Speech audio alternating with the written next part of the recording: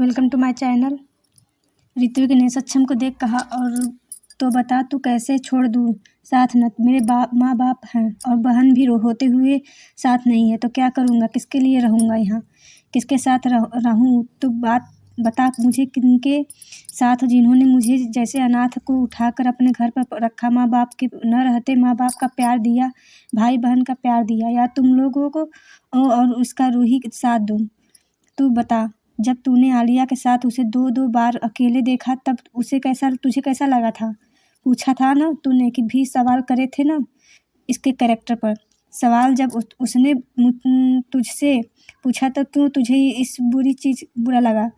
उसे भी लग रहा था जब तू कितने बार विराज के साथ दिखी है। ऋत्विक ने रूही की तरफ देख कहा। रूही ने सर झुका लिया। ऋत्विक विशाल के पास आया। इसे लगता है मैंने उसे एक्सेप्ट नहीं किया था, इन दोनों को एक्सेप्ट नहीं किया था। ये लोग मेरे घर के ऐसे भागे जैसे मैं इन लोगों का कोई दुश्मन हूँ। क्या है मैं तेरा भाई नहीं हूँ? ऋत्विक राजवीर के पास आकर बोला। मैं भी तो तेरी बुआ का बेटा हूँ, जैसे ये तेरी बुआ की बेटी है। मैं भी तेरे भाई हूँ। मुझे कभी गले लगाकर कुछ पूछ तू? जब इतना सा था तब मैंने तुझे पहली बार गोद में लिया था, तू कैसे पहचानेगा मुझे? इसने कभी बताया ही नहीं होगा कि मैं इसका कोई भाई जिंदा है या मर गया है। ऋत्विक ने कहा। भाई? रूही ने ऋत्विक को देख कहा। नहीं भाई, ऐसा नहीं है, राजवीर ने कहा। ऋत्विक ने फीकी सी स्माइल की। ये कहती है मैं अनाथों की फीलिंग नहीं जान पा सकता। पगली, मैं भी ये तो अनाथ ही हूँ, ऋत्विक ने कहा। उसे एक गले गाल में चाटा पड़ा। ऋत्विक का चेहरा दूसरी तरफ हो गया। ये चाटा उसे ज्योति जी ने मारा था। एक शब्द नहीं, कब से सुन रही हूँ, तू खुद अनाथ बता रहा है। हम मर गए हैं क्या? ज्योति जी ने गुस्से में कहा। ऋत्विक को थप्पड़ पड़ते ही सबने अपने मुंह पर हाथ रख लिया। ऋत्विक ने उन्हें गले से लगा लिया। सब कुछ भी कहते रहे पर मेरे लिए आप हमेशा सच्ची हो, ऋत्विक ने कहा। बेटा, न बताने की भी वजह भी थी। सुमन और उसके साथ ही हम सब पर नज़र रखे हुए थे। वो तो हमारे साथ विशाल था जो हर कदम पर हमारे साथ था। अगर वो न होता तो आज हम बस सुमन से सामना नहीं करने के बारे में ही सोचते रहते। नीलेश जी उन सब के पास आकर कहा।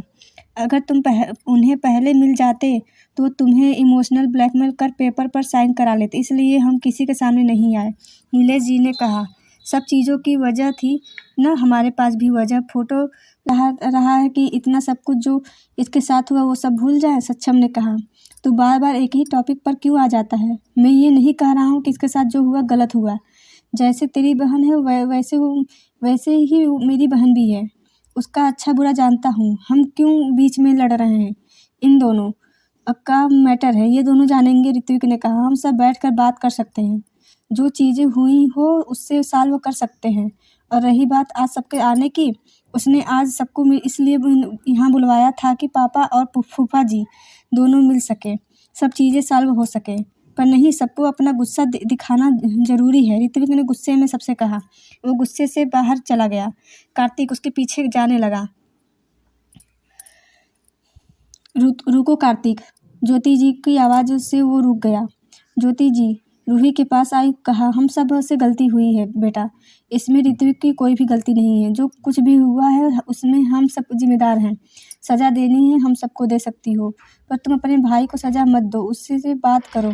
ज्योति जी ने हाथ जोड़ लिया। रूही ने ज्योति जी के तरफ देखा जो हाथ आंखों में आंसू लिए रूही के सामने खड़ी थी। भाभी, हम जानते हैं हमारी गलती बहुत बड़ी है, उसकी माफ़ी भी नहीं है। प्लीज़ हमारी वजह से आप भाई को मत छोड़ो, देवेश ने कहा। रूही ने कुछ भी जवाब नहीं दिया, वो शांति से खड़ी थी। रेहान ने रूही के कान में कुछ कहा। आप लोग घर चले जाना, मुझे कुछ काम है, रूही ने बिना देखे सबसे कहा।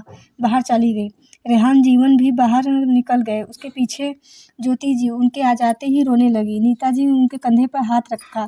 अभय नीलेश जी के पैर के पास घुटनों के बल बैठ गया। सब उसको वैसा बैठे देखने लगे।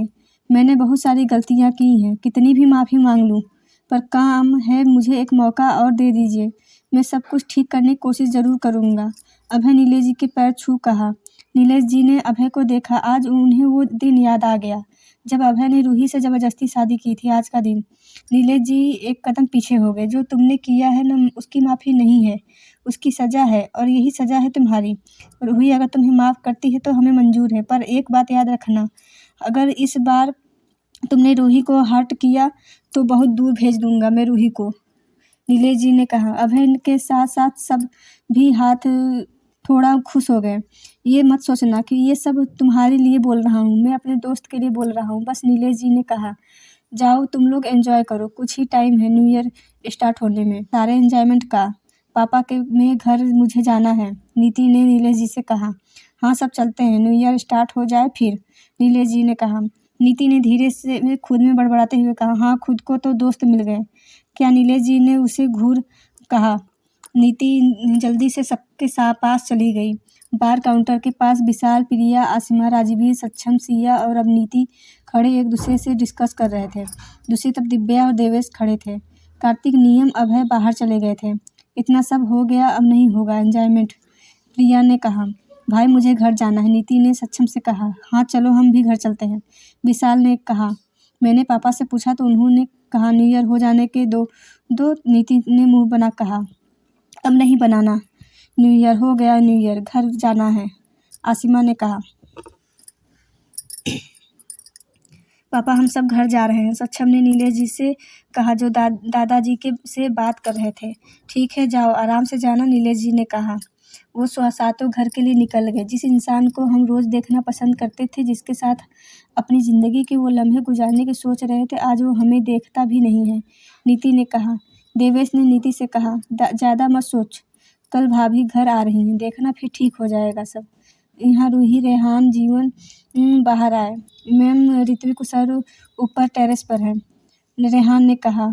ठीक है तुम लोग जाओ, मैं देख लूँगी, रूही ने कहा। वो लिफ्ट में चढ़ गई। रूही की लिफ्ट टॉप फ्लोर पर आकर रुकी। वो बाहर निकली, पूरे टेरेस पर यहाँ वहाँ ऋत्विक को देखने लगी। उसे ऋत्विक टेरेस की बाउंड्री में बैठा देखा। रूही उसके पास आ गई, बाउंड्री पर चढ़कर उसके बाजू में बैठ गई। ये क्या कर रही है, नीचे उतर। ऋत्विक ने उसको बैठे देखा तो कहा। क्यों, खुद बैठे हो तब नहीं कहोगे, रूही ने कहा। अपने पैरों को लटका लिया। ऋत्विक नीचे उतर गया, रूही की कमर पकड़कर नीचे उतार दिया। मेरी बातों का इतना असर पड़ा कि तू पीछे पीछे आ गई, ऋत्विक वहाँ से जाने लगा। रूही ने उसकी बात सुन कहा। अरे नहीं, मुझे लगा आपको इतना असर सब कब से बोलने लगे। रूही ने आसमान को ही देखते देखते कहा। कभी कभी जुबान खुल जाती है, ऋत्विक ने कहा। रूही ने कुछ नहीं कहा। वो शांत बैठी आसमान में चमक रहे चांद को, तारों को देख रही थी। कुछ ही समय बाकी था नया साल चालू होने में। मम्मा पापा हमें देखकर क्या सोच रहे होंगे, ऋत्विक ने कहा। कुछ नहीं, बस उनके बच्चे बड़े होकर भी लड़ रहे हैं, रूही ने कहा। ज़्यादा कह दिया क्या, ऋत्विक ने कहा। शायद हाँ, तब तो यहाँ हूँ, रूही ने कहा। तो क्या करता, सब मुझे ही गलत समझ रहे थे, ऋत्विक ने कहा। कब तक हम एक दूसरे को मिलने से में खुद एक दूसरे के लड़ते रहेंगे, ऋत्विक ने कहा। मैं किसी से नहीं लड़ रही हूँ, ना ही मुझे शौक है किसी से लड़ने का, रूही ने मुंह बना कहा। तू मुंह भी पहले जैसा बना लेती है, ऋत्विक ने रूही को देख कहा। तो मैं भी पहले ही जैसी हूँ भाई, मैं आज भी आपकी बहन हूँ भाई, रूही ने ऋत्विक की तरफ देख कहा।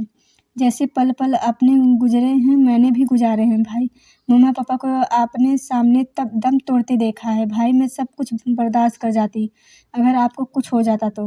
मैं वो अब बर्दाश्त नहीं कर पाती, इसलिए आपसे दूर रही, रूही ने ऋत्विक से कहा। जब आपको पहली बार गले लगाया था न, तब ही ऐसा लग रहा था जैसे अपने सारे दुख आपके सामने रख दूँ, रूही ने कहा। उसकी आंखों में अब आंसू आने लगे। पर क्या कहती, आपसे यही कि जिसको आप अपना भाई मानते हो उसने क्या क्या किया मेरे साथ, रूही ने कहा। जानता हूँ सब, उसने क्या क्या किया तेरे साथ, ऋत्विक ने रूही को गले से। तुझे पता है मैं क्यों उसके साथ हूँ, क्योंकि मैं उससे बचपन में जानता हूँ, वो कभी किसी को फालतू में दर्द नहीं देता, वो मुझसे बहुत प्यार करता है, बच्चा बहुत प्यार करता है, ऋत्विक ने रूही का चेहरा पकड़ कहा। मैं ये नहीं कह रहा, सब भूल जा, तेरे ऊपर है, अगर तुझे उसे माफ़ नहीं करना तो बिल्कुल मत करना, पर एक बार उसे मौका दे, ऋत्विक ने कहा। मैं हूँ ना तेरे साथ, अगर उसने इस बार कुछ किया तो तेरे सामने मैं खड़ा हूँ, ऋत्विक ने कहा। रूही ने हाँ में सर हिला दिया। दोनों एक दूसरे को गले लगाए बहुत देर तक बात कर रहे थे। फटके की आवाज़ चारों तरफ से आने लगी, आतिशबाजियाँ होने लगी। हैप्पी न्यू ईयर भाई, रूही ने ऋत्विक से कहा। Happy new year honey, Ritvik ने रूही का माथा चूम कहा। कितने साल बाद रूही ने किसी के मुंह से हनी सुना था। उसके पापा हमेशा हनी बुलाते थे। रूही को परितोष जी की याद आ गई। रूही ने सर उठा आसमान में देखा। जहाँ उसे परितोष जी और रिद्धिमा जी का अक्ष दिख रहा था, जो उन दोनों भाई बहनों की बलाए ले रहा था। रूही ने एक स्माइल कर दी। धीरे धीरे रूही की आंखें भारी होने लगी। वो ऋत्विक के कंधे पर सर रख वहीं सो गई। ऋत्विक ने रूही को देखा, जो सो रही थी। आराम से उसे गोद में उठा लिया और लिफ्ट से होता हुआ नीचे पार्किंग में आ गया। पार्किंग में अभय, कार्तिक और नियम खड़े थे। रूही को गोद में लाता देख वो लोग जल्दी से उसके पास आए। अभय भागते भागते उनके पास आया। इसे क्या हुआ? कार्तिक ने कहा। कुछ नहीं, सो रही है, ऋत्विक ने कहा। अभय ने गहरी सांस ली। गाड़ी का गेट खोल दिया। ऋत्विक रूही को लेकर आराम से बैठ गया। कार्तिक ऋत्विक भी गाड़ी में बैठ गए। कार्तिक गाड़ी ड्राइव कर रहा था। अभय पैसेंजर सीट में बैठा था। क्या ये ऐसे ही सोती है बेफिक्र? ऋत्विक ने रूही को देख कहा। अभी तुझे इसकी ऐसी ऐसी हरकत नहीं पता, जब पता चलेगी तो तेरा क्या होगा? अभय ने कहा। ये 10 का खाना चुरा कर खाने वाली है, अभय ने कहा। कार्तिक हंस दिए। तू खुश है ना अब? अभय ने ऋत्विक को देख कहा। बहुत। ऋत्विक ने अपनी गोद में लेटी बहन को देखा। मैं कल लेने आऊँगा, अभय ने सोती रूही को देख कहा। हम, ऋत्विक ने कहा। कुछ देर में वो लोग ऋत्विक के घर पहुंचे। ऋत्विक ने आराम से रूही को बेड पर सुलाकर कंबल ओढ़ाकर बाहर चला गया। कार्तिक, अभय दोनों ऋत्विक के घर के टेरेस पर बैठे हुए थे। ऋत्विक भी ऊपर आया, उसके पास कैन थे। तीनों एक लेकर आराम से बैठ गए। इतना चिल मार रहा है तू? कार्तिक ने ऋत्विक को देख कहा। क्यों, तुझे जलन हो रही है? ऋत्विक ने कहा। होगी भी भाई, तुम लोगों का सही है, मेरी वाली शादी कर रही है, कार्तिक ने कैन खोल कहा। यार अचानक से शादी, ये मुझे समझ नहीं आया, ऋत्विक ने कहा। पता नहीं क्या हो गया, मैं अपनी वाली की शादी किसी और के साथ कैसे होने दे सकता हूँ, कार्तिक ने कहा। अबे पहले ये सोच, वो तुझसे प्यार करती भी है या नहीं? तो आज पता चला लड़का देख लिया, कल कुछ बोल दिया तो शादी ही न कर दे, कार्तिक ने कहा। हाँ फिर तू उसके बच्चे को का मेरे साथ मामा लगेगा, ऋत्विक ने हंसते हुए कहा। अभय और ऋत्विक हंसने लगे। हाँ हंस लो तुम लोग को दिन नहीं है ना, कार्तिक ने मुंह बना लिया। मैं उससे बात करूंगा, अभय ने कार्तिक के कंधे पर हाथ रख कहा। रहने दे भाई, कार्तिक ने कहा। अच्छा चलो, रात बहुत हो गई, घर चलते हैं, अभय ने कहा। अरे आज यहीं रुक जाओ, सुबह जाना है ही, ऋत्विक ने कहा। हाँ ठीक है चलो, कार्तिक ने कहा। तीनों नीचे आ गए। अभय रूही के रूम में आया, माथे पर किस कर हैप्पी न्यू ईयर विश किया। वो दूसरे रूम में जाकर सो गया। नेक्स्ट मॉर्निंग रूही की नींद बहुत तेज आ रही थी। रूही आवाज़ में खुली। रूही अपने सर को खुजाते इधर उधर देखने रही थी। चारों तरफ सफ़ेद और क्रीम कलर की बड़ी बड़ी दीवारें और बड़ी बड़ी पेंटिंग शो पीस रखे हुए थे। रूही सीढ़ियों के पास पहुंची। सीढ़ियां उतरते वक्त उसे सीढ़ियों के बीच दीवार पर एक बड़ी सी फोटो दिखी, जिसके सामने जो जाकर खड़ी हो गई। मम्मा पापा, रूही ने बड़ा सा फोटो फ्रेम देख कहा। परितोष जी और रिद्धिमा जी की बड़ी सी फोटो लगी थी, जिससे रिद्धिमा जी चेयर न बैठी थी और परितोष जी उनके कंधे पर हाथ रखा था। रूही सीढ़ियों से उतरकर हॉल में आई। बड़े बड़े सोफे रखे हुए थे। एक दीवार पर उसकी नज़र गई, जहाँ पर उसकी ही बचपन की बड़ी सी फोटो लगी थी। उसके बाजू में छोटा सा ऋत्विक और रूही की फोटो थी, जिसमें ऋत्विक रूही के बालों को खींच रहा था। रूही चारों तरफ देख, उसके अलावा इस घर में उसे कोई नहीं दिखा। उसे किचन से मैड आती हुई दिखी। सुनो, रूही ने मैड को देखा। जी मैम कहिए, मैड ने कहा। भाई कहाँ है? रूही ने मैड से कहा। वो पीछे की तरफ है, बैकयार्ड में, मैड ने कहा। रूही सर हिलाकर जाने लगी। मैम आपके रूम में आपके कपड़े रख दिए हैं, आप जाकर रेडी हो जाइए, मैड ने रूही को ऊपर से नीचे देख कहा। रूही ने खुद को देखा। सच में उसके कपड़े पूरे अस्त व्यस्त थे। बालों का भी हाल बिगड़ चुका था। रूही ने हाँ में सर हिला दिया। उसने अपने रूम में फिर से चली गई। नहा धोकर फ्रेश होकर वो बाहर आई। उसका सारा ज़रूरी सामान वहाँ रखा हुआ था। वाइट कलर का फुल स्लीव टॉप और ब्लू जीन्स में वो बहुत अच्छी दिख रही थी। बालों को एक पौनी में बांधा हुआ था। रूही हॉल में आई। मैम चाय नाश्ता, मैड ने पूछा। नहीं, रूही ने कहा। वो बाहर आ गई। कार और गार्ड्स को देख वो समझ गई, अभय भी यहीं है। रूही पीछे साइड जाने लगी, जहाँ से आवाज़ें आ रही थी। गार्ड्स भी वहाँ खड़े हुए थे। पता नहीं वो क्या देख रहे थे। रूही ने उस तरफ देखा जहाँ सब लोग देख रहे थे। उसकी आंखें बाहर आने की हो रही थी। इस आदमी को ये भी आता है। रूही ने अभय को देखा, जो घोड़े में बैठकर हॉर्स राइडिंग कर रहा था। उसके साथ ऋत्विक और कार्तिक भी। तीनों एक बड़े से हॉर्स राइडिंग जगह पर राइड कर रहे थे। देखने में ऐसा लग रहा था जैसे उन तीनों के बीच कंपटीशन चल रहा है। मेड्स और गार्ड्स उन तीनों को चेयर कर रहे थे। मेड्स को इतना खुश देख रूही ने अभय को देखा, जो शर्टलेस घोड़े पर बैठा था। उसके एब्स दिख रहे थे, हाथों में के मसल्स, शोल्डर पर शेर का बना टैटू दिख रहा था। मैडम तक की तो लार चू रही थी। रूही ने घूर कर अभय को देखा। अब समझ आया घर पर क्यों नहीं दिखा था। सारी की सारी यहाँ पर आंखें सेक रही थी। क्या कर रही हो? इधर जाओ, आकर जाकर अपना काम करो, रूही ने सारी मेड्स को डांटते हुए कहा। सारी रूही को डांट सुन जल्दी जल्दी भाग गई वहाँ से। सबके से आगे कार्तिक था, फिर ऋत्विक था, उसके पीछे अभय। कार्तिक के हाथों में एक लकड़ी थी जिसमें सफ़ेद कपड़ा बांधा हुआ था। उस लकड़ी को बीच में पोल में लगाया गया था। वो विनर कहलाएगा। ऋत्विक ने कार्तिक के हाथ से वो लकड़ी ले लिया। जैसे ही वो डालने को हुआ, अभय तेजी से आया और लकड़ी छीन अंदर आने लगी। अंदर नहीं आना बच्चा, ऋत्विक ने रूही को देख कहा। रूही रुक गई, ऋत्विक को देखने लगी। तुमने स्लीपर शूज नहीं पहने हैं, मिट्टी लग जाएगी, कंकड़ भी हैं, ऋत्विक ने कहा। अभय ने अपने घोड़े को रूही के पीछे से निकाला और रूही की कमर पकड़ उसे उठा लिया। रूही उसके ऐसा करने से डर गई और चिल्लाने लगी। अपने पैर डाल कर बैठ जाओ, अभय ने कहा। नहीं, मुझे नीचे उतारो, रूही ने चिल्लाते हुए कहा। अभय, वो गिर जाएगी, ऋत्विक ने गुस्सा कर कहा। मैंने अगर तुम्हें यहाँ नीचे उतारा तो तुम मिट्टी में नहा लोगी, अभय ने हंसते हुए कहा। रूही ने नीचे देखा, सच में मिट्टी गीली थी। रूही मुंह बनाकर घोड़े पर पैर डालकर बैठ गई।